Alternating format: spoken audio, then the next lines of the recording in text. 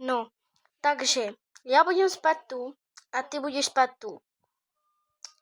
Dobre? Dobre, však to dobre je. Dobre si spravila. No, tak daj mi veci tu. Tak, som si doniesla aj svoje. A večer pôjdeme na party. Prišiel som s autom. Ty si už spravila vodičák, ja ešte testy robím. No hej. No tak teraz čo spravíme? Poď, idem ti robiť jesť. Dobre, no to poď. Sadni si. Čo ti spravím? Kávu? Veci? Čo chceš? Môžeš mi dať kávu. Dobre. Tak. No dobre. Dobre. A tak. No dobre. Ešte ja si spravím, tu máš. Tak. Dobre. No. Tak. Vypijeme si kávu. No, čo máš nové v živote? No vieš, tak sa cítim, že proste nemám náladu, odkedy mi rodičia zomreli.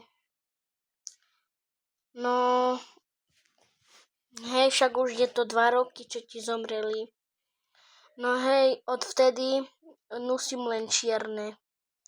Viem, že už smutok prešiel, aj rok, ale nikdy na nich nezabudnem, vždy sú mi v srdci.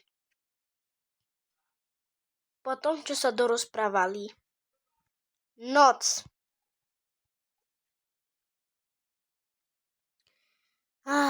No už je večer.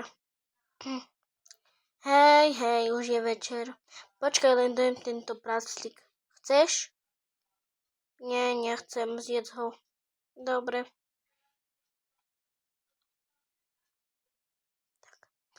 No, pamätáš si, jak sme si obidvaja kúpili to isté pyžamo? Hej, a doteraz je na mňa dosť. No hej, no, ideme niekde? Hej, poď, potom prídeme naspäť. Dobre, oblečiem sa. Čo si tak oblečiem? Dám si toto, čo som mala v škole. Tak. A ja si oblečiem toto. No a môžeme ísť, poď. Počkaj, však ešte sa nalíčime. Aj tie tvoje make-upy. No tak ja si dám pod paži krém na tvár. Natrieť to po celej tvári, sérum. A tieň, concealer,